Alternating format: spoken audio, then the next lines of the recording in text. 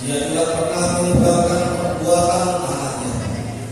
Turunlah atas kalian kasih karunia dan damai sejahtera dari Allah Bapa, Anak dan Roh Kudus dalam ibadah raya pagi hari ini.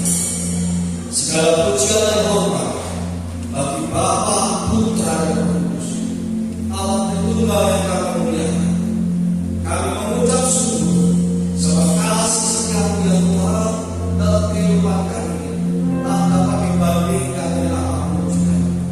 Kami datang kepada Engkau dalam segala keadaan kami, tetapi dengan hati yang penuh sukacita, oleh luapan rasa syukur di dalam diri kami, sebab Engkau dan Tuhan menyertai kami hingga sekarang ini, bahkan sampai selama-lamanya Engkau ada bersama kami. Berkatilah kami ya Tuhan, urapilah kami yang Tuhan kuasa-Mu, Roh Kudus bersama-sama dengan kami, bahkan masuk dalam hadirat, memuliakan Engkau dan menikmati Tuhan. Kami mengucap syukur dalam nama Tuhan Yesus. Amin. Selamat datang dari surga. Halo, selamat pagi. Apa kabarnya Bapak Ibu semua? Saya ingin wajah-wajah semangat, wajah-wajah ceria. Siap memuji menyembah Tuhan?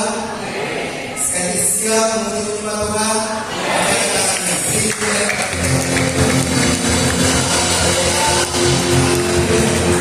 Tuhan baik.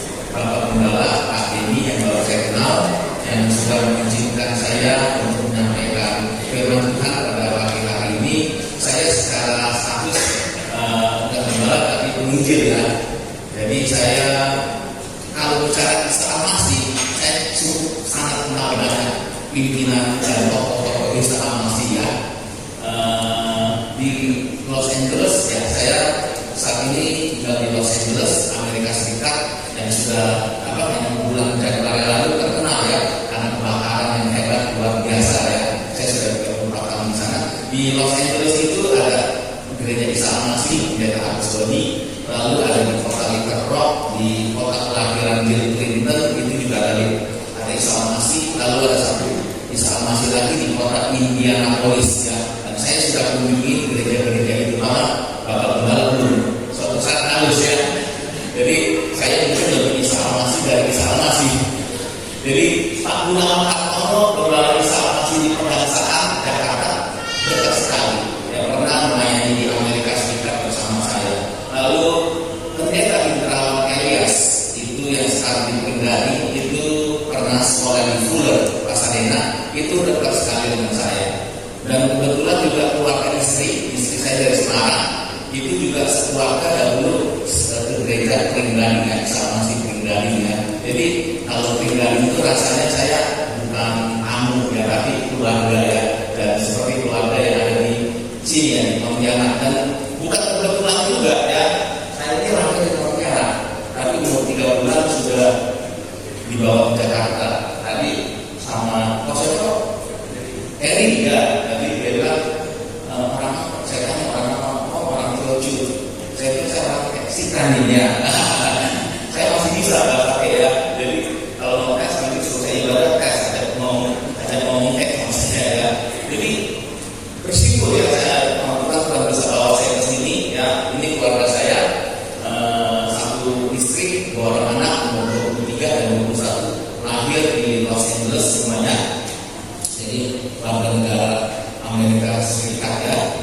Nah, walaupun saya sudah cukup lama ya, ini pendahuluan dulu 34 tahun saya di Amerika Serikat ya, Los Angeles, itu kecintaan saya terhadap Indonesia nggak luntur ya, karena saya sejak bertobat umur 14 tahun, 13-14 tahun saya punya satu kerinduan ya, yang Tuhan taruh itu untuk mencintai Indonesia.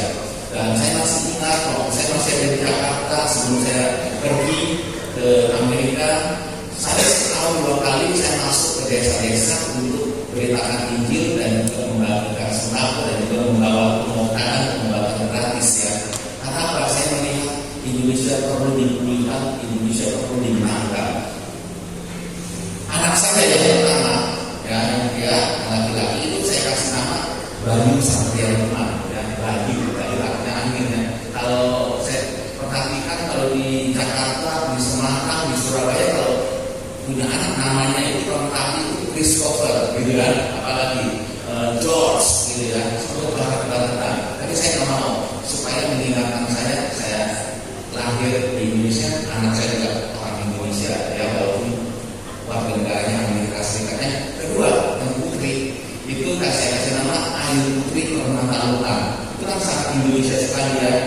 Jadi kalau mungkin kalau yang perlu kasih nama Jennifer Stephanie gitu kan biasanya. Dan kadang waktu saya pernah bikin paspor Indonesia, konsulat Jenderal Republik Indonesia bangga sama saya. Wih, dia bilang luar biasa anak kamu, dia bilang. Artinya bahwa anaknya lahir dari LA tapi namanya sangat Indonesia sekali gitu ya. Nah, mungkin banyak yang berpikir ya Amerika Serikat itu negara yang super yang hebat. Saya nggak tahu ada yang pernah ceritakan nggak sisi yang kurang enaknya ya, sisi yang baiknya. Saya perhatikan ini, saya katakan semua orang Indonesia yang di Amerika, mereka kalau menceritakan saudara temannya yang ada di itu, ceritanya enak-enak yang rasanya wah gitu ya, nggak ada sisi buruk, nggak ada sisi jeleknya. Padahal kalau yang membalas saya perhatikan ada seperti yang di Little ya, kayak kita yang di Little itu banyak orang kulit ya, banyak orang Singkalang, mungkin ada 400-an karena sampai pergi kerja dapat duit banyak berhasil, diajak saudaranya, diajak temannya, akhirnya banyak. Itu dari banyak sekali orang Pontianak, orang Kuningan dan orang Singkalang di daerah Gunung Sislodo, karena pernah ketemu di sini ya. Nah itu mungkin 400-an ya orang dari daerah Pontianak dan sekitarnya. Saya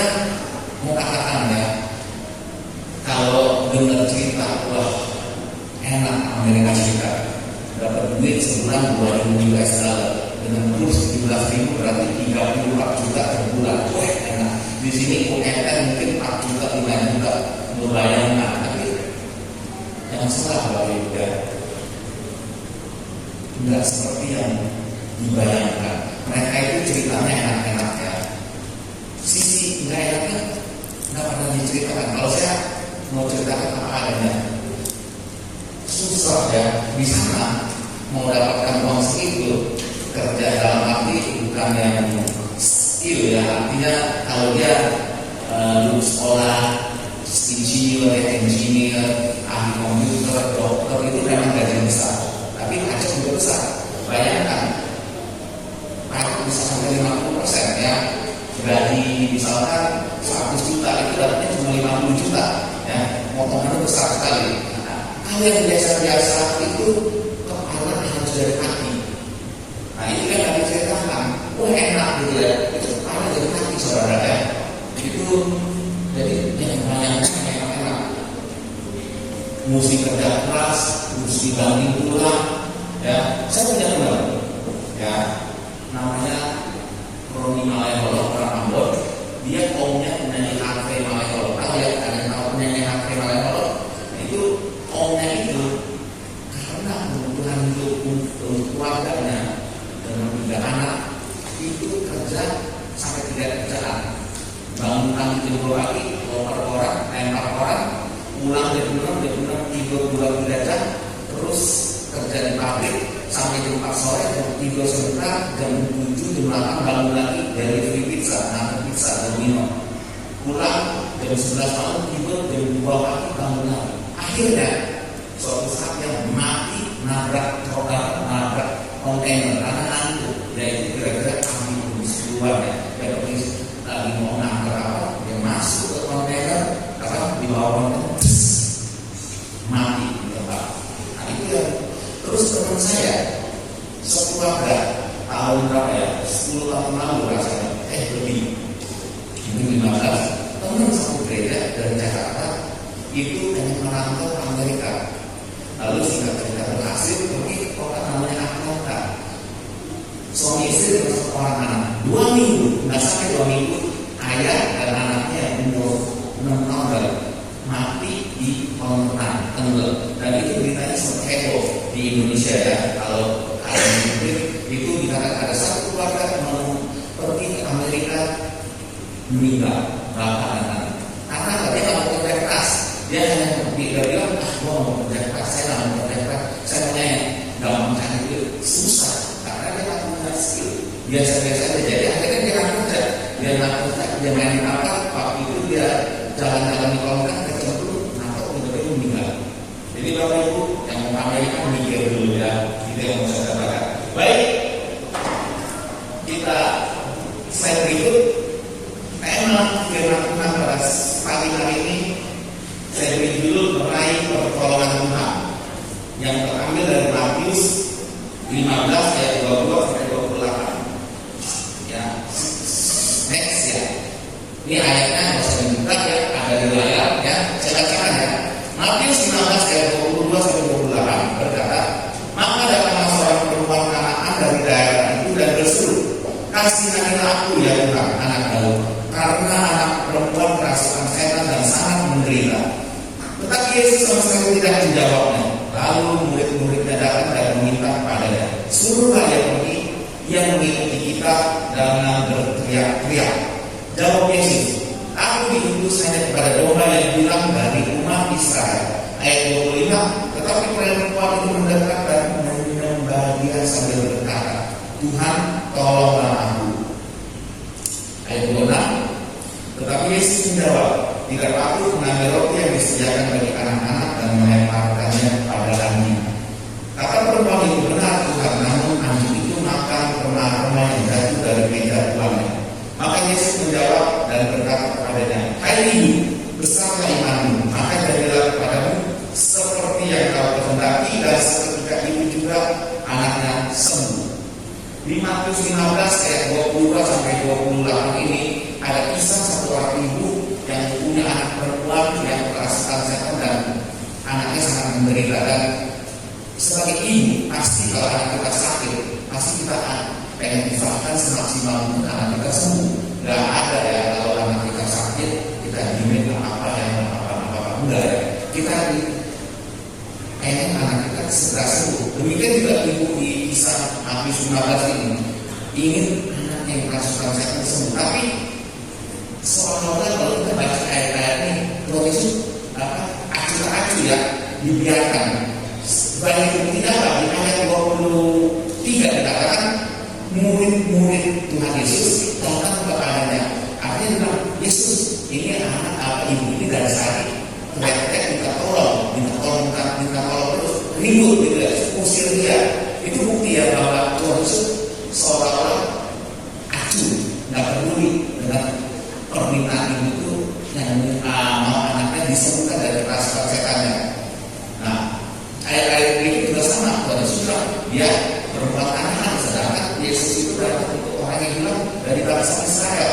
Tapi karena kegigihan dari ibu ini ya, semangatnya tidak menyerah, tidak putus asa, dia kejar terus Tuhan Yesus. Lalu kita lihat kisah apa di ayat-ayat itu, akhirnya di ayat 28 berkata, hai ibu beserta imammu, maka jadilah padamu seperti yang kau kehendaki, dan seketika juga anaknya sembuh. Apa yang bisa kita pelajari dari ayat ini, Matius 15 ayat 22 sampai 28? Sebelum kita masuk ke pembahasan, saya minta ditanyakan slide berikut ya.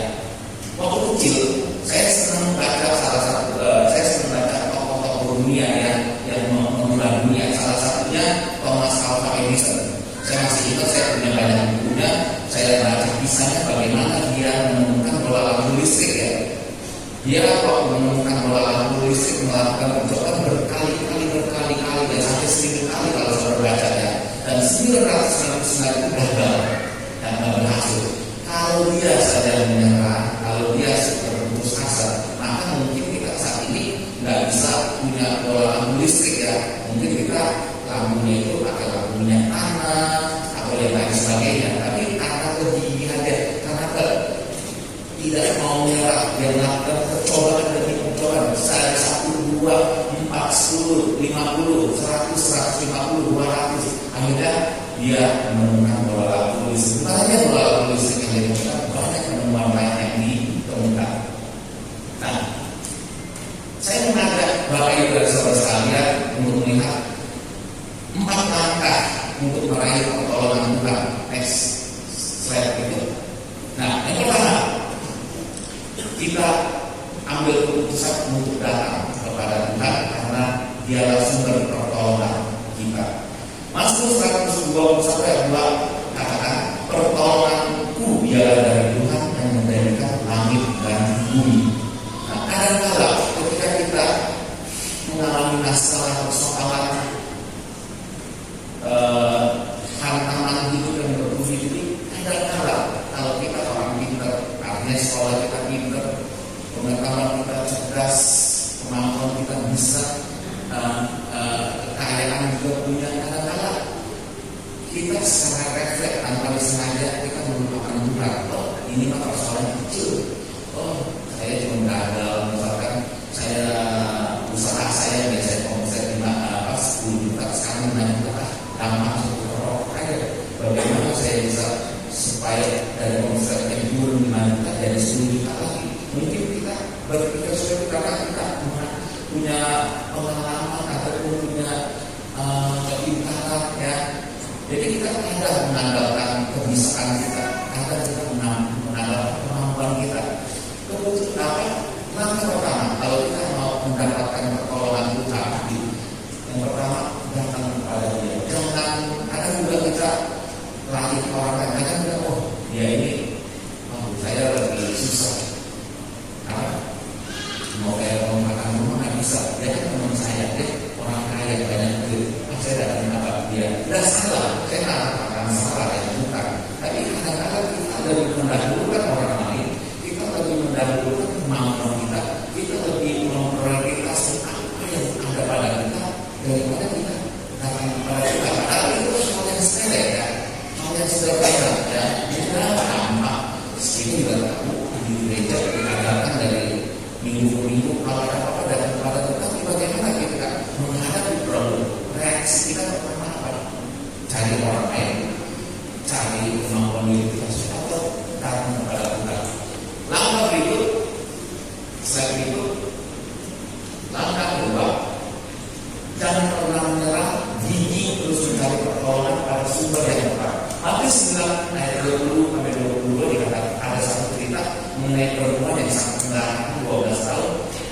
Dia gigi, dapat putus asa, ya 12 tahun itu menderita, dia cari Tuhan dan dengan keseluruhan hatinya, dengan tekun akhirnya dia disembuhkan oleh Tuhan.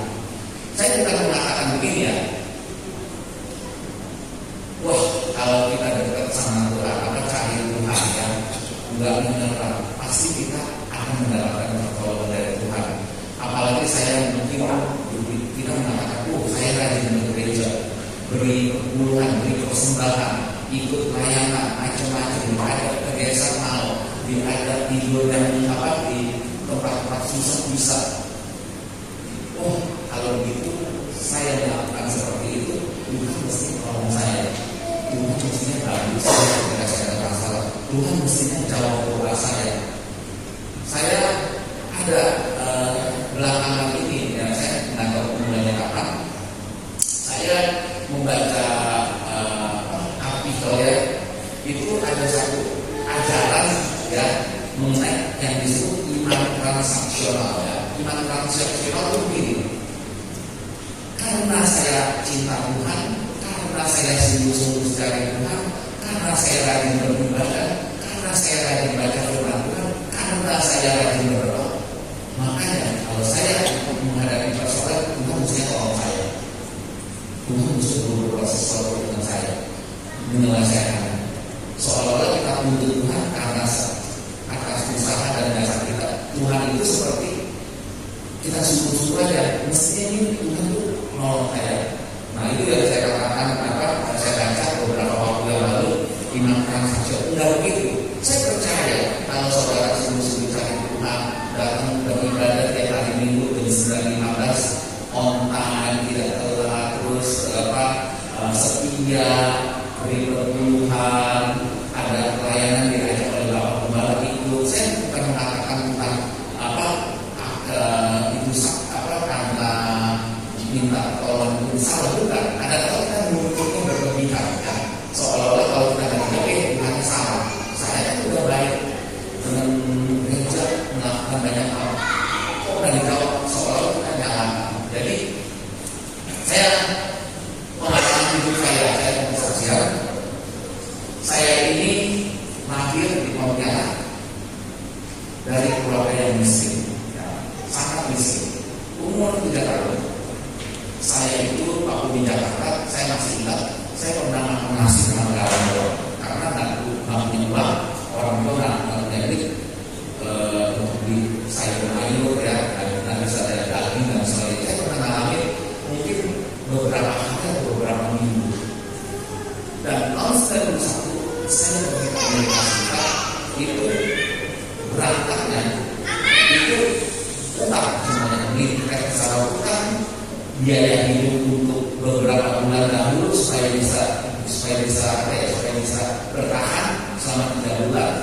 Kalau jadi perlu persiapan yang Amerika itu saya diajarin, karena perlu persiapan 3 bulan bisa hidup dulu, bayar kos, bayar makan. Itu semuanya uang pinjaman $2.400. Waktu itu kurs mungkin sekitar 8.000 rupiah. Ya. Jadi waktu kecil sekitar umur 7 tahun saya punya tekad. Belum percaya Tuhan, saya bilang, jadi orang susah enak, jadi orang miskin enak ya. Saya gede, saya besar, saya mesti jadi orang berhasil. Nggak mau susah gitu. Umur 13, saya nama jamaah pulang, saya percaya Tuhan. Di situ tambah satu keyakinan lagi. Ya. Saya punya iman, Tuhan kita besar, Tuhan saya besar.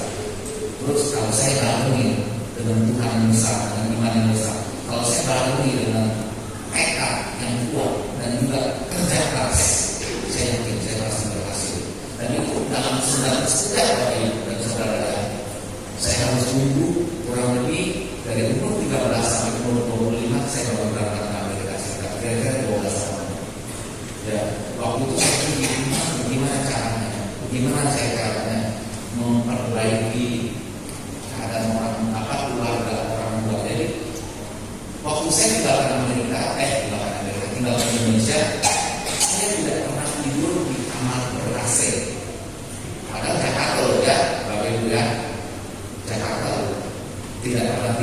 sama bapak saya tidak pernah naik mobil. Artinya bapak nggak pernah naik mobil. Paling top ya itu hanya punya motor lucu ya, motor yang bukan lebih baru tapi motor yang second gitu ya, dan jelek gitu, dan juga naiknya biasa sepeda. Waktu saya kecil umur 7 sampai mungkin 12 atau 10, saya tidak pernah punya televisi di rumah. Jadi kalau saya mau nonton televisi saya mesti ke rumah sementara karena enggak. Saya masih ingat waktu itu filmnya kalau yang angkatan saya di sini filmnya di gitu ya, kalau gitu, dan libur gitu ya, kalau gitu, dan libur gitu ya. Saya mesti ke rumah enggak. Dan juga saya waktu kecil nggak beli rumah itu nggak pernah punya kulkas. Jadi kalau beli barang itu ya gampang rusak itu mesti sehari supaya besoknya nggak basi gitu ya. Bayangkan ya. Jadi pertolongan Tuhan itu ada sekejap, tapi saya tidak nekat. Saya doakan terus Tuhan jadikan saya satu saat orang yang berhasil. Yang berhasil ini relatif ya. Saya nggak mengatakan kadang-kadang kita ini banyak di kalangan apa ya, hamba-hamba Tuhan ternyata kalau berkhotbah itu mengatakan, wah itu dan saudara sekalian, kalau kita bersama Tuhan, kalau kita ikut Tuhan, kita pasti jadi orang sukses, punya mobil 5 gitu. Enggak ya, bukan sukses buat saya ya. Buat yang saya mau bagikan itu akarnya nggak pernah sama gitu ya. Mungkin ada yang memang Tuhan berikan punya usaha yang berhasil, mungkin omsetnya misalkan juta, ratusan juta, mungkin ada juga yang ya 5-10 juta tapi juga menikmati hidup ya, nggak punya mobil tapi punya motor aja ya. Kalau sukses itu relatif ya. Jangan kita samakan, kalau itu saya mesti seperti dia. Saya enggak kaya sekali gitu ya. Saya enggak itu enggak gitu ya. Jadi yang kedua, jangan pantang menyerah, gigi terus mencari Tuhan. Yang ketiga, slide berikut, dekat dengan Tuhan ya, senantiasa dekat dengan Tuhan. Mazmur 62 ayat 2 sampai 3 katakan, hanya dekat Allah saja aku tenang daripadanya aku selamatkanku, hanya dia lagu baku dan keselamatanku. Nah, kunci berikut untuk mendapatkan pertolongan Tuhan, kita harus dekat dengan Tuhan. Kelihatannya bahasanya sederhana, dekat dengan Tuhan. Biasa, gampang gitu ya. Iya, kaulah, dekat itu kaulah, teman-teman itu haruslah. Itu juga sudah dikotbahkan, diajarkan minggu-minggu ya. Tapi bagaimana kita mempraktekannya? Kalau anak kita dekat sama kita ya, saya percaya ya, saya punya anak 2. Kalau anak saya itu, saya kadang kagum ya, anak saya. Buat saya ya baik lah, lumayan baik lah anak saya. Kita didik dengan baik gitu ya. Dia nggak berkeras ya. Makanya kalau kita dia bilang mau beli ini itu, anak saya itu, saya bukan menyombongkan anak saya kalau diajak sama teman saya untuk pergi makan. Anak saya itu biasa mau pilih makan, terserah di mana. Kamu pilih, ayo kamu mau makan apa? Dia gimana? Karena apa? Dia nggak mau apa ya? Sudah diajarkan supaya enggak seperti istilahnya itu kalau orang Jawa kaji mumpung gitu ya. Ada yang ngajakin saya itu, saya belum pernah makan itu, udah anak saya gimana? Udah pilih, apa pilih? Jadi gimana? Karena apa? Kalaupun sampai dia suruh pilih, kalaupun terpaksa dari anak saya harus pilih, dia pilih menu yang paling murah. Misalkan ada $10, $15, $8, $7, dia pasti pilih yang itu. Saya nggak tahu juga kenapa gitu ya. Tapi memang tabiatnya adalah kami ajarkan supaya nggak harus gitu ya. Mumpung ini. Lalu ada satu pendeta, bukan pendeta, ketua sinode ya, itu dekat teman saya di Los Angeles. Itu ada satu kali dia kasih anak saya uang masing-masing $100. Anak saya mau. Waktu itu dia umur mungkin 7 tahun. Waktu itu bagi teman-temannya beli mainan dan sebagainya. Dikasih ini bukan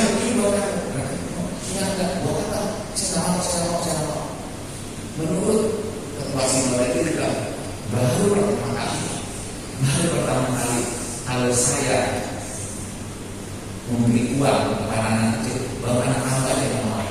Dia bilang gitu, anak orang lain mahal semua. Jadi baru teman saya kali ini.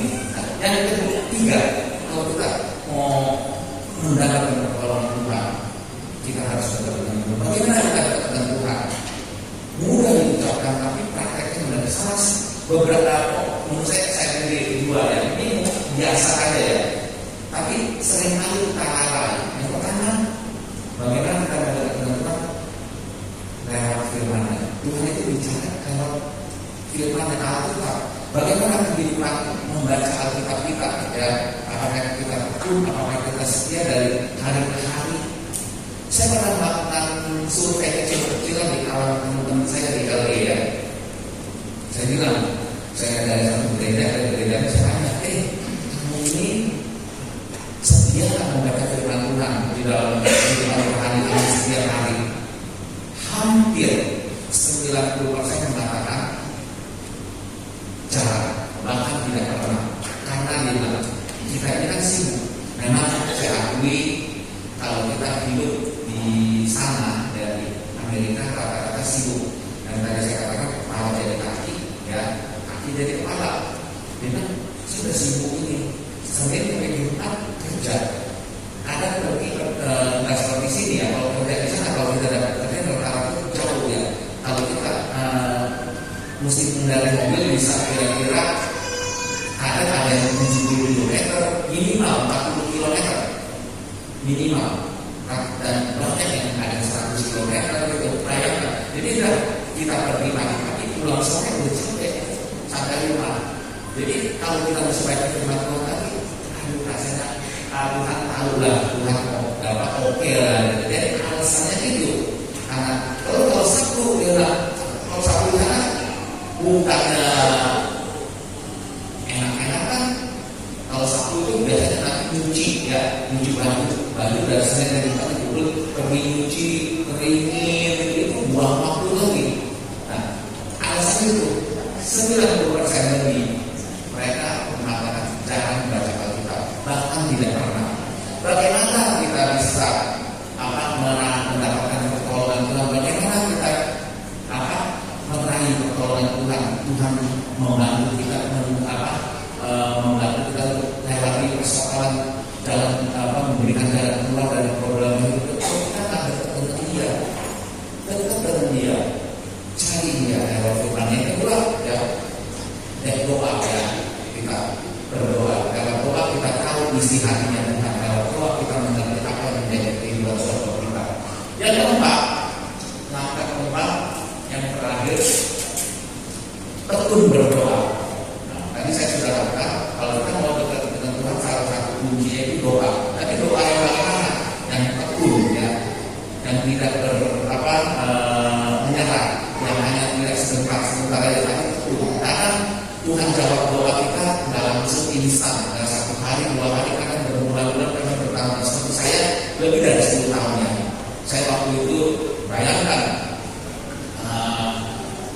dari hidup sehari ke hari waktu saya masih di Indonesia itu rasanya kemana-mana mesti sekolah jalan kaki ya, paling naik bemo gitu ya, naik beca gitu ya kalau punya duit. Terus kadang makan juga ya seadanya. Saya nggak tahu, saya pernah makan telur dibagi 2 dan lain sebagainya gitu ya. Jadi 10 tahun baru dijawab oleh Tuhan lewat doa. Jadi tekun berdoa. Dan saya perhatikan, nggak tahu mudah-mudahan di sini nggak sama gitu ya. Di sana di Amerika itu kalau acara doa kita bikin doa itu sedikit kendala. Saya sejak tahun 2011 di sana, saya membuat satu gerakan doa yang saya sebut Pray for America ya, di mana saya tidak beriman mengumpulkan orang-orang Indonesia dari bersatu dalam doa membawa Amerika dan juga Indonesia di mana kita lahir. Tujuannya apa? Saya percaya lewat doa itu bisa membawa kekuatan ya. Kebangunan rohani dimulai oleh doa. Kalau doa kuat, pasti gereja akan diberkati, gereja akan berkembang. Jadi saya bikin gerakan itu Pray for America dari tahun 2011 dan up and down ya, naik turun, kadang datang 40 orang, kadang 5 orang, kadang 7, kadang bisa 20, tapi secara rata-rata sedikit sekali ya. Artinya di antara kurang lebih ada hampir 100 gereja Indonesia di Los Angeles. Kalau secara rata-rata umat Kristen yang bergereja, mungkin saya hitung ya, statistik yang saya pernah coba itu mungkin antara 50 dan 60 yang bergereja di LA di Los Angeles. Gerejanya untuk berdoa 4, 5 itu kan sangat dikit ya, sangat dikit sekali. Nah, jadi memang doa itu kita ucapkan mudah, kita perkatakan sangat gampang, tapi kadang prakteknya kita lakukan seperti yang sekarang ini. Saya mengumpulkan orang-orang di Indonesia berdoa buat Amerika dan Indonesia, sulitnya setengah mati. Biarlah ya, kita di sini kalau kita mau mendapatkan pertolongan dari Tuhan, Tuhan jawab doa kita, doa kita. Tuhan memberikan pertolongan di dalam pertemuan kita. Kita tekun berdoa. Ada beberapa hal yang saya mau ajak Bapak Ibu perhatikan di slide terakhir. Nah, yang pertama, Tuhan masih berpertolongan, sebab itu jangan menjauh dari Dia. Poin pertama, Tuhan itu sudah berpertolongan kita, jangan menjauh dari Dia. Lalu yang kedua, tidak selamanya hidup kita dalam kesuksesan terus. Sisi lain Tuhan juga mengizinkan kita mengalami masalah kehidupan supaya kita tetap menganggap Tuhan sebagai sumber pertolongan. Jadi menurut saya ya, kadang itu Tuhan kasih persoalan, kasih pergumulan dalam hidup kita supaya apa? Supaya Dia pengen uji kita. Kita ini ngandelin Dia atau ngandelin kekuatan kita. Mungkin saya pikir kadang Tuhan iseng juga, jadi dalam pikiran saya ya, Tuhan itu iseng, mau tes ya anak saya ini yang sudah percaya saya mau tes apakah dia ketika saya kasih persoalan, ketika saya beri pencobaan, jadi cari saya atau cari kekuatan dia atau cari orang lain. Ya menurut saya kata iseng. Jadi Tuhan izinkan hidup kita ada tantangan, ada persoalan, ada problem ya. Jadi kalau dikatakan kalau kita ikut Tuhan sukses terus, berhasil terus, saya belum percaya ya, Kalau saya tidak seperti itu, ikut Tuhan tidak selamanya hidup kita di atas. Karena Tuhan kasih kita ada di lembah. Tapi bagaimana ketika kita di lembah? Apakah kita andalkan Dia supaya kita naik lagi? Yang berikut, kita perlu pertolongan Tuhan untuk menunjukkan bahwa kemampuan kita sebagai manusia itu terbatas. Tidak berkaitan. Jadi memang pertolongan ada hal-hal yang tidak bisa kita kerjakan ketika kita mengalami persoalan setelah kita berdoa pada Tuhan. Ada hal-hal yang tidak bisa, misalkan sakit yang berat, cancer gitu ya. Nah misalkan itu perlu kekuatan pertolongan Tuhan. Tapi kalau misalkan sakitnya flu gitu ya, minumnya apa ya, neosek ya. Kalau flu apa namanya? Kalau masuk angin angin gitu ya.